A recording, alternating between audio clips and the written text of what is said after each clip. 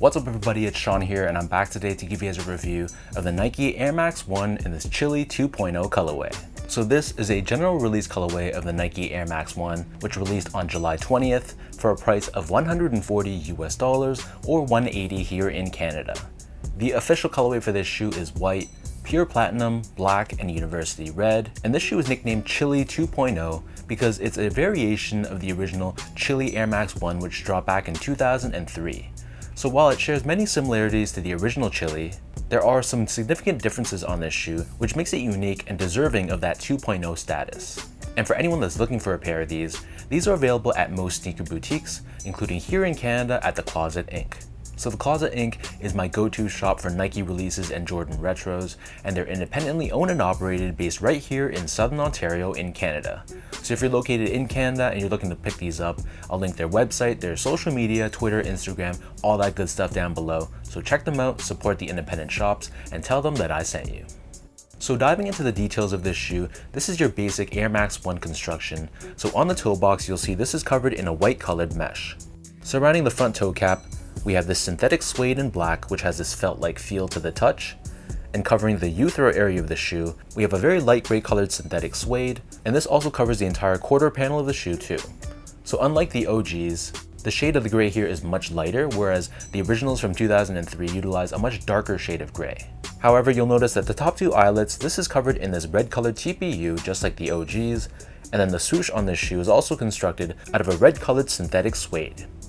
Underneath this, you'll see the black mud guard. This runs down the entire length of the shoe and it wraps around the back.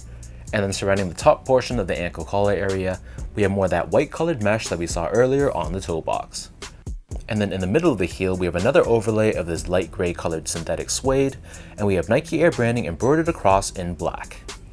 As far as the laces go, so these only come with one lace option and they're just your normal flat style cotton lace in white.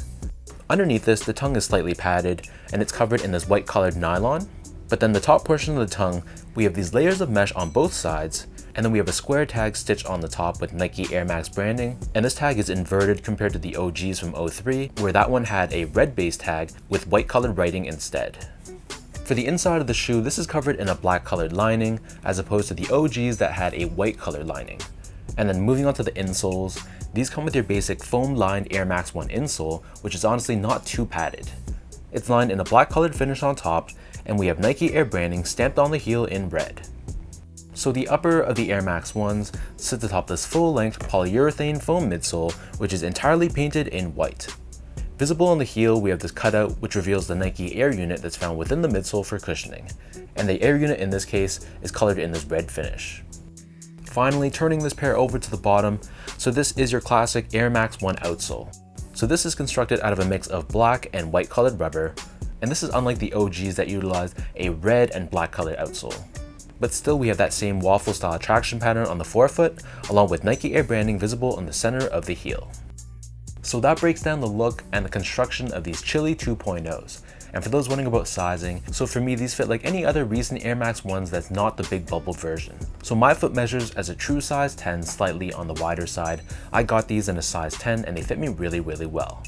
So if you have a narrow, normal, or slightly wide foot, true to size for the Air Max 1 should be okay, but whatever size you normally wear for recent Air Max 1s, just stick with that exact same size and you should be okay. Moving on to the comfort, so these feel like any other Air Max 1.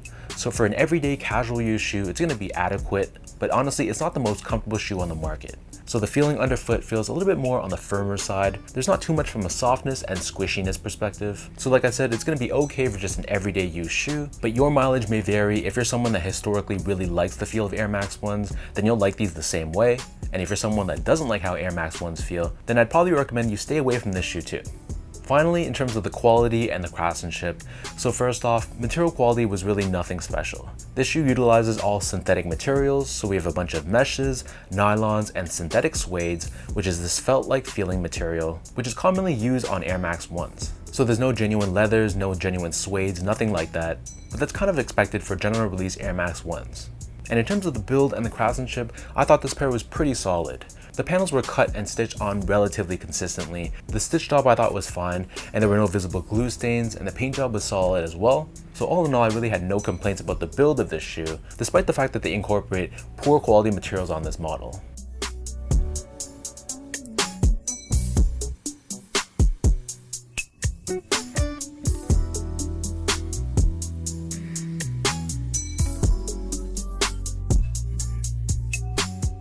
So with all that out of the way now, let's toss these on feet. I'll lace them up for you and I'll show you guys how these look.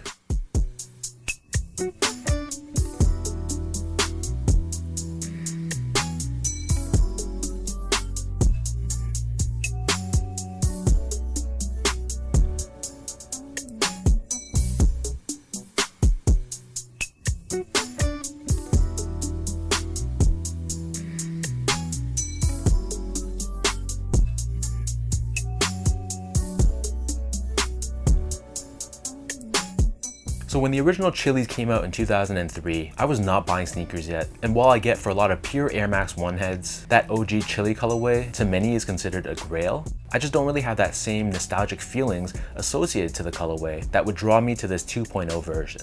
So for me, someone that has no stakes in the game, I just think this is a very solid, very wearable, and simple colorway of the Air Max 1, but there's nothing too much beyond that. So I think if you can grab these for under retail, I think this would be a great shoe to add to your collection. Filming break. Someone woke up from his nap. Grayson, say hi. So as I was saying, I can see why other people really have to add this pair to their collection, and more power to you. But for me personally, this is more of a shoe I would add to my collection at a discount. So let me know in the comment section down below, what do you guys think about the Chili 2.0 Nike Air Max 1? Is this a shoe that you cop for yourself? Did you pass? Are you waiting for them to go on sale? Leave your comment down below and let's talk about it. As usual, if you guys like this video, be sure to like, comment, and subscribe to my channel if you haven't yet. You can follow me on Instagram. Follow me on Instagram at esco8. Check out my Twitter account at sean.go. Visit my website at seango.ca. So thanks everyone for watching. Hopefully you guys enjoyed this review and hopefully I helped you in some way. Thank you for the continued love and support, and I'll catch you guys all in my next video. Say bye.